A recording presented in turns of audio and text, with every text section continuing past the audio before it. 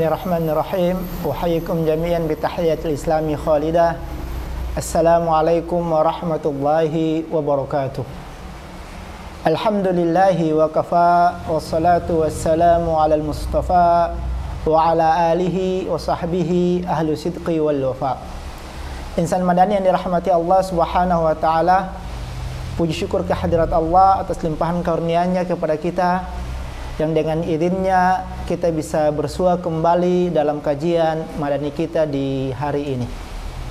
Salawat dan salam kita panjatkan kita haturkan kehadiran junjungan kita Rasulullah Muhammad sallallahu alaihi wasallam.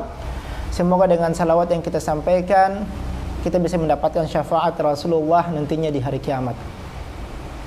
Insan madani yang dirahmati Allah Subhanahu wa taala, pada pertemuan kali ini kita akan melanjutkan pembahasan kita terkait tentang tayamum, yaitu pada hal-hal yang membolehkan, kondisi-kondisi yang membuat seseorang itu boleh bertayamum. Jadi jika kondisi-kondisi ini kita alami, boleh bagi kita untuk bertayamum, baik sebagai pengganti wudu ataupun pengganti mandi. Jika kondisi-kondisi ini tidak kita alami, maka tidak dibenarkan bagi kita untuk bertayamum. Pada pertemuan sebelumnya kita sudah sempat menyinggung dua hal. Yang pertama, apabila tidak terdapat air, idza lam yajidil ma'. Ya. Yang kedua adalah apabila kita mengalami penyakit yang apabila kita menggunakan air, dia bisa mengancam keselamatan nyawa kita. Ya, ini sudah kita bahas di pertemuan sebelumnya. Nah, kondisi yang ketiga, kondisi berikutnya yang membolehkan seseorang itu untuk bertayamum adalah idza kana al-ma'u syadidul burudah. Apabila air sangat dingin atau cuaca sangat dingin, yang dengan asumsi kita kalau kita tetap berwudu ataupun mandi bisa mengancam keselamatan jiwa kita, ya. Husulud darar bi istimalihi, ya. Atau ya kita tidak mampu untuk memanaskan air, baik dengan membayar sekalipun. Ya, misalnya tidak memiliki, kita ada air, cuaca dingin, namun kita bisa memanaskan air sehingga kita mandi air hangat atau air panas, maka tidak bisa tayamum. Tapi kalau ada air, cuaca dingin, ya, kita juga tidak bisa memanaskan air, ya. Kalau kita main dalam kondisi yang dingin kayak begitu, bisa mengancam keselamatan nyawa kita, ya. Maka kita dalam kondisi seperti itu dibolehkan untuk tayamum.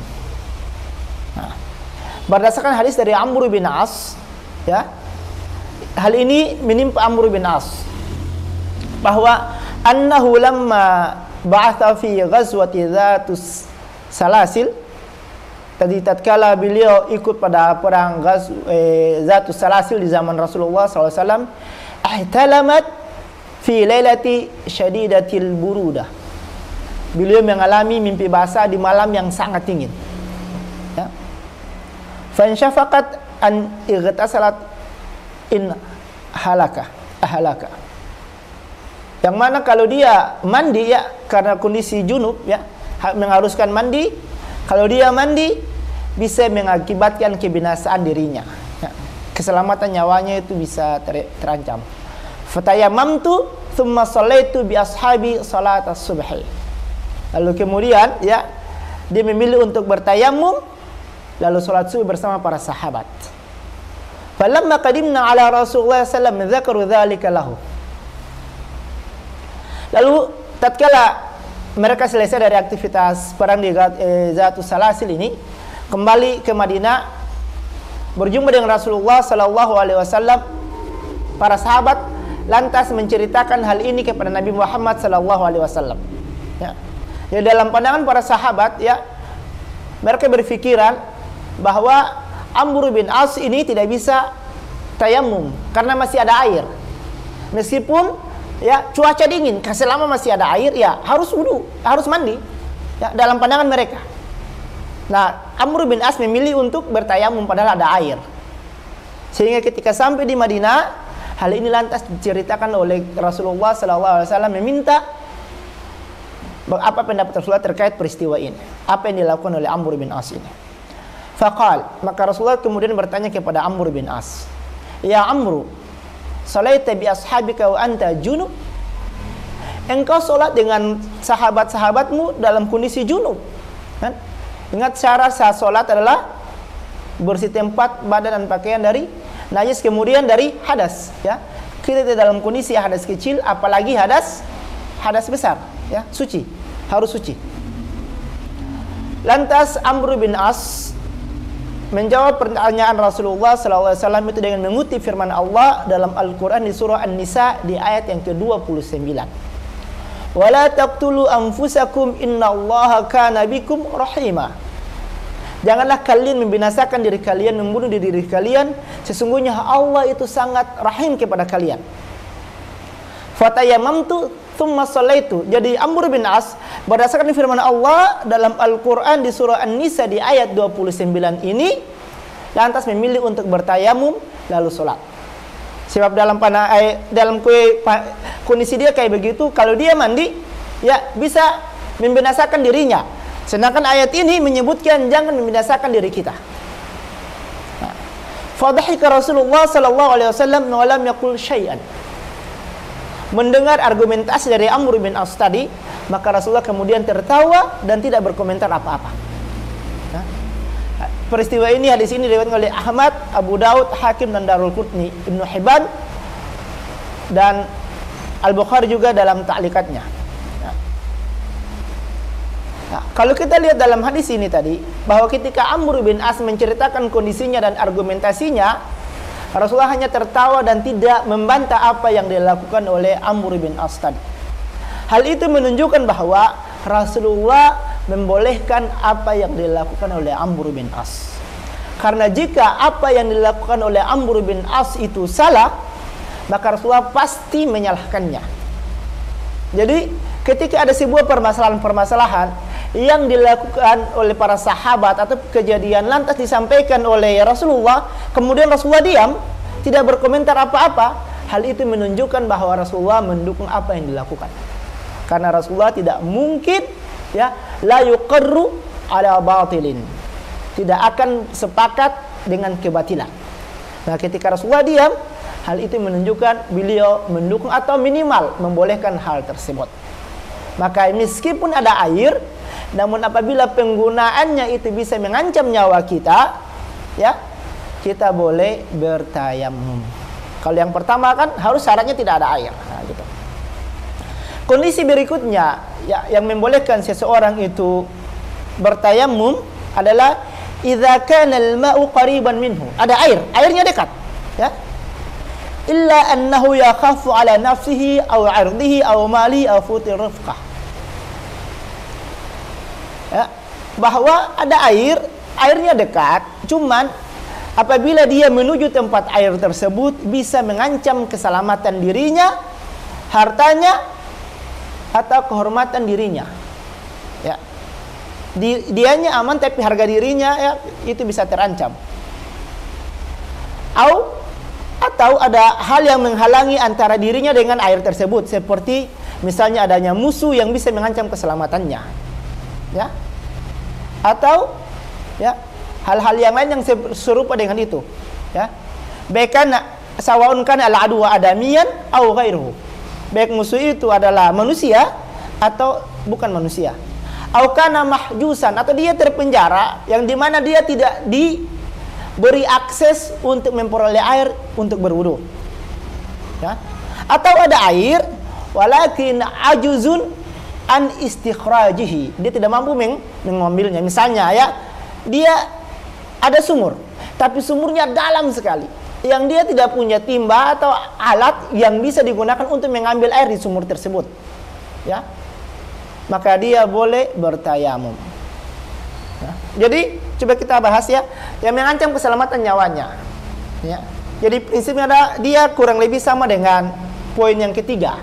Ya, ada air, cuaca dingin, ada air tapi bisa mengancam keselamatan diri kita. Misalnya ya, kita dalam kondisi junub atau kita mau berwudu di tepi sungai, airnya kan banyak, tapi ternyata di sungai itu ada banyak buaya.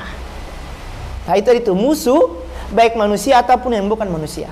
Yang kalau kita coba-coba mandi di situ atau berwudu di situ, ya, buaya bisa menerkam kita, bisa mengancam nyawa kita. Ya, maka dalam kondisi kayak begitu, kita boleh bertayamum. Atau ada air di telaga, ya, tidak ada buaya, cuma ada binatang buas yang lagi di standby di situ, misalnya nongkrongnya ada singa, ya, atau ada ular berbisa, ya, ya. Yang tadi kalau kita ke situ untuk ambil air, maka bisa mengancam keselamatan nyawa kita. Maka dalam kondisi hal itu kita boleh bertayamum. Kenapa? Prinsipnya adalah li'anna wujudal ma'i fi hadzal ahwal ka'adamihi. Karena adanya air itu pada kondisi-kondisi tadi itu seperti tidak ada. Karena meskipun ada, tidak bisa dimanfaatkan, tidak bisa kita peroleh, maka dia dihukumi sama saja dengan tidak ada air. Ya. Maka dalam kondisi kayak begitu, kita diperbolehkan untuk berwudu, bertayamum, ya. Atau ada air, ya, di telaga. Di atasnya itu ada batu besar yang bisa saja, ya, kita bisa kalau kita lagi asik-asik mandi misalnya, atau lagi asik berwudu, batu besar itu bisa jatuh menimpa kita. Nah, dalam kondisi kayak begitu, ya, kita boleh bertayamum. Nah, jadi prinsipnya adalah apabila airnya ada, namun keselamatan nyawa kita itu terancam. Di sini juga disebutkan awamali, ya, atau hartanya, ya. Tidak ada orang yang bersama dia lagi dalam perjalanannya, ya, ada harta yang dia bawa, yang kalau dia tinggalkan harta ini untuk pergi berwudu, ya, untuk mandi misalnya, ini dia balik hartanya sudah hilang, sudah diambil sama orang, ya. Dalam kondisi kayak begitu juga dia boleh bertayamum. Kondisi berikutnya, ya, yang membolehkan seseorang untuk tayamum adalah idza ihtija ila al-ma'i halan aw ma'an liyashraba bihi aw shariba ghairuhu. Nah, ada air, tapi ada hal-hal yang lebih urgen lagi untuk penggunaan air tersebut. Misalnya untuk dia minum, ya, atau untuk orang lain minum, walau kana kalban, walaupun yang mau minum nanti itu binatang, anjing di sini disebutkan.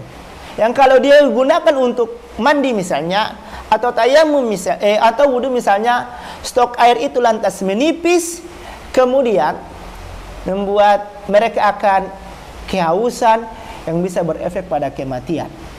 Nah, maka dalam kondisi kayak begitu, nah, dia tidak bisa, dia dibolehkan untuk berwudu.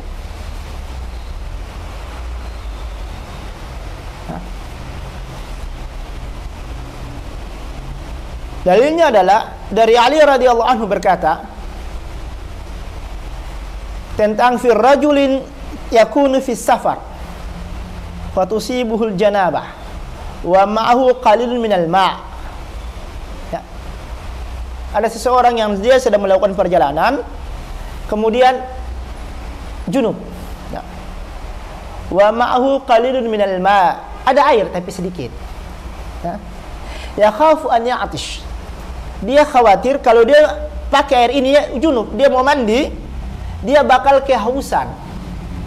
Artinya dia kalau pakai stok airnya menipis untuk dia untuk minum, yang bisa kalau dia tidak minum terancam keselamatan nyawanya. Maka yatayammamu wala yaghtasil. Dia mandi, dia bertayamum dan tidak harus mandi dan tidak mandi, ya. Jadi jika stok airnya ada, ya, hal-hal yang menghalangi kita seperti musuh tadi tidak ada, cuman tadi kalau kita pakai, ya, bisa mengancam keselamatan nyawa kita karena kehausan misalnya, ya. Ada air, tapi kita butuh untuk masak nasi misalnya, masak sayur misalnya, masak makanan, ya, atau untuk minum. Yang kalau kita pakai untuk mandi atau wudu, sudah stoknya habis sudah. Maka dalam kondisi kayak gitu, meskipun airnya ada, ya, kita boleh bertayamum. Nah, kondisi berikutnya, ya, yang membolehkan seseorang itu bertayamum meskipun ada air, ya. Karena prinsip tayamum tadi, insan manusia yang dirahmati Allah Subhanahu wa taala, prinsip utamanya adalah tidak ada air. Kalau ada air, dia tidak bisa tayamum kecuali dalam kondisi tadi. Ya. Dingin yang sangat dingin, tidak bisa dipanaskan, ya. Terancam keselamatan. Nah. Yang kemudian berikutnya adalah idza kana qadiran ala isti'malil ma. Dia bisa menggunakan air, airnya melimpah. Ya, bukan kayak kondisi yang sebelumnya, sedikit, melimpah. Lakinnahu khasyya khurujal waqti bi istimalihi fil wudu atau fil ghasl. Tapi dia khawatir, ya. Apabila dia menggunakan air, ya, berwudu atau salat berwudu atau mandi, waktu salatnya habis. Maka dalam kondisi kayak begitu, dia boleh bertayamum, kemudian sholat, dan wala i'adah alaihi, dan dia tidak harus mengulang sholatnya. Contoh, ada seseorang yang ketiduran, ya, dia tidur, kemudian dia bangun, misalnya sekarang, ya, kita sore, ya, menjelang maghrib, dia belum sholat asar, atau dia tidur siang, ya, pas bangun, dia tidurnya sebelum zuhur, dan dia bangun sudah tarhim asar, menjelang waktu asar, ya, 1-2 menit lagi, ya, 3 menit lagi, ya, asar. Sedangkan dia belum sholat zuhur. Yang mana kalau dia gunakan waktu 2 menit tadi, ya, 3 menit tadi untuk berwudu karena harus ke kamar mandi dulu misalnya, atau maka waktu pas dia selesai wudu langsung sudah masuk waktu asar. Nah, dalam kondisi kayak begini, dia bertayamum, kemudian sholat zuhur, dan dia tidak perlu lagi mengulang sholatnya. Pas tiba waktu asar. Tapi jangan bangun belum sholat ini, misalnya, ya, sudah sadar belum sholat, waktu tinggal sedikit, dia buka HP dulu, dia cek WA yang masuk, buka IG-nya, itu tidak bisa, itu berdosa. Ya. Kalau yang kondisi kayak begini, ya, buka HP dulu, lihat dulu pesan-pesan yang masuk, dibalas satu-satu lagi, ya. Nah, itu dia berdosa kalau kayak kondisi kayak begitu. Nah, kondisi yang ini adalah memang, ya, kondisi kayak tadi akhirnya dia baru sadar, saya belum sholat, ya. Lalu akhirnya dia bertayamum, maka dia berdosa dengan hal tersebut. Atau misalnya, ya, contoh seorang wanita, ya, dalam kondisi haidnya, kemudian dia masuk dalam fase suci, darahnya tidak lagi keluar, dia suci, tapi sucinya itu menjelang berakhirnya waktu sholat. Maka kalau dia mandi, maka bisa dipastikan aktivitas mandinya itu akan langsung masuk di waktu sholat berikutnya. Ya, misalnya seorang wanita suci di waktu zuhur, ya, suci, ya, di pagi hari, di waktu zuhur menjelang asar, ya, 5 menit menjelang asar dia sudah suci, darah tidak keluar lagi. Dan kalau dia mandi, ya, bisa dipastikan ini dia langsung masuk di waktu asar. Maka dalam kondisi kayak begitu, ya, meskipun airnya ada, dia bertayamum, kemudian sholat zuhur. Habis itu baru dia mandi junub, sholat asar. Ya, bukan tayamum, ya, dalam kondisi kayak begini, bukan dia tayamum sholat zuhur, habis itu dia tayamum lagi sholat asar, tidak. Pas waktu asar langsung dia berwudu. Atau seorang laki-laki yang misalnya tadi, ya, kondisinya seperti dia tertidur, ya, kemudian dia mimpi, nah, dia bangun dalam kondisi junub. Yang junubnya tadi itu, bangunnya tadi itu menjelang berakhirnya waktu sholat, ya, ya. Orang kelelahan misalnya tidur menjelang sebelum maghrib, bangun begini sudah mau isya, dan dia junub, ya, maka dia langsung tayamum untuk sholat. Atau malamnya tidur, ya, bercampur dengan istrinya, ya, bercampur dengan kesayangannya, tidak mandi, tidur, dan ketika bangun menjelang berakhirnya waktu subuh misalnya, ya. Yang kalau mereka mandi sudah nanti waktu subuhnya berakhir, maka dalam kondisi kayak begitu tayamum untuk sholat. Ingat, ya, tayamumnya untuk sholat, habis itu baru mandi junub. Bukan tayamumnya sudah selesai, tetap harus mandi junub. Itulah perkara-perkara yang membolehkan seseorang untuk tayamum. Selain hal-hal tersebut, tidak dibenarkan bagi seseorang untuk tayamum. Nah, saya rangkum kembali. Yang pertama adalah bahwa apabila air tidak ada, sudah tiba waktu sholat, maka dia boleh bertayamum. Cuman kondisi ini dia baru bisa sholat apabila dia sudah berusaha mencari air. Dia sudah berusaha mencari air dalam ikhtiar maksimalnya dia dan dia tidak menemukan air, maka dia sholat meskipun waktu sholatnya itu masih panjang, ya, meskipun waktu sholatnya masih panjang. Nanti kalaupun habis dia sholat kemudian dia dapat air, itu pembahasan lain lagi. Nanti kita bahas pada pertemuan berikutnya. Kondisi kedua adalah apabila dia sakit, ya, atau ada luka yang kalau luka itu terkena air, atau kalaupun dia sakit, kalau dia mandi atau dia wudu bisa terancam keselamatan nyawanya. Maka dalam kondisi seperti itu meskipun ada air, dia boleh bertayamum. Kondisi berikutnya adalah apabila dalam cuaca yang sangat dingin, ya, cuaca yang sangat dingin, kalau dia berwudu atau mandi bisa mengancam keselamatan nyawanya, sedangkan dia tidak bisa memiliki sarana untuk bagaimana memanaskan air, maka dia boleh bertayamum.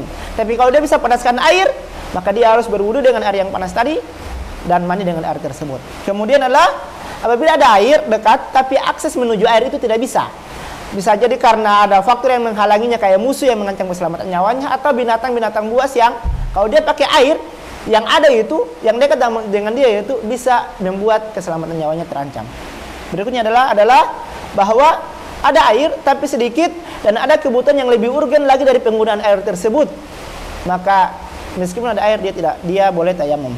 Dan terakhir adalah ada air melimpah namun sudah pada waktu menjelang berakhirnya waktu sholat. Dalam kondisi seperti itu, maka dia boleh untuk bertayamum. Selanjutnya adalah permukaan tanah atau sa'id, debu tanah yang boleh digunakan untuk bertayamum. Nah, di sini disebutkan yajuzu at-tayammum bit-turabin tahir wa kullu ma kana min jinsil ard. Dibolehkan, ya, bertayamum dengan tanah yang suci atau segala sesuatu yang berada di permukaan bumi, tanah, ya. Karena itu, ya, di sini sebutkan seperti batu, ya, ataupun gipsum yang ada bagi orang yang sakit, ya. Berdasarkan firman Allah dalam Al-Quran terkait tayamum tadi, fatayammamu sa'idan thayyiba, di surat An-Nisa yang kita sudah bahas, ya, di pertemuan sebelumnya. Maka bertayamum dengan sa'idan thayyiba. Nah, dan waqad ajma ahlul lugha, dan para ahli bahasa telah bersepakat bahwa ala anna as-sa'id wajhul ard turaban kana aw ghairuhu. Sa'id adalah, kan di sini disebutkan fatayammamu sa'idan thayyibah, sa'idun. Nah, apa itu sa'id? Sa'id adalah permukaan bumi, permukaan tanah, ya, permukaan bumi, turaban kana aw ghairuhu, baik itu tanah ataupun yang bukan dengan tanah, maka itu disebut sa'id. Contoh, ya, ini berarti kita boleh mengusap tangan kita di atas ini kemudian bertayamum dengannya, atau dinding, ya, ada debu yang menempel di situ, ya, gitu. Namun kalau ada tanah itu lebih afdal, lebih baik menggunakan tanah, gitu. Ya. Lantas bagaimanakah caranya seseorang itu boleh bertayamum? Insya Allah kita akan bahas pada pertemuan berikutnya tentang tata cara tayamum yang benar sesuai dengan yang dicontohkan oleh Rasulullah sallallahu alaihi wasallam. San madani rahmati Allah Subhanahu wa taala, akhirnya kita tutup pertemuan kita di kajian madani kali ini, kajian fiqih dengan referensi utama kitab Fiqh Sunnah karya Said Sabi dengan doa kafatul majlis. Subhanakallahumma wa bihamdika asyhadu an la ilaha illa anta astaghfiruka wa atubu ilaik. Wassalamualaikum warahmatullahi wabarakatuh.